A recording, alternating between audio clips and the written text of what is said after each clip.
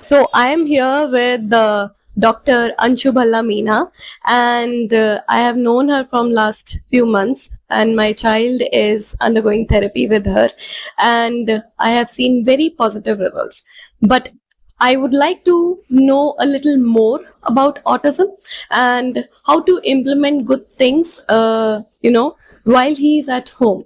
And I have a few more questions to ask her. So, ma'am, first question that any parent with an autistic child will ask is, what is autism and how do you recognize it in a child if their child is autistic?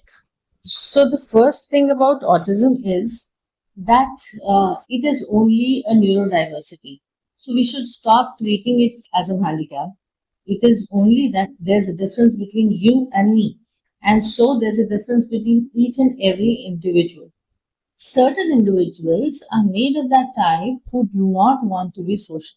So, that is the core essential part of autism, not being social, which is also nothing bad to the world. I don't feel that not being social is such a big impairment that we consider them out of the society altogether. However, we also see a lot many developmental delays which need to be catered on time with early intervention and positive parenting. So that makes sure that my child is getting included in the normal flow of the world. So that is where I feel autism is all about. And there is no fixed term which defines a child.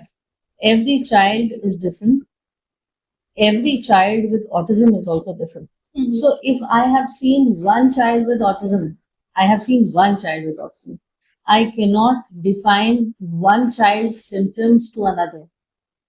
There might be certain developmental delays which are common, but one cannot just be a copy of the other one, right? So that's all about autism.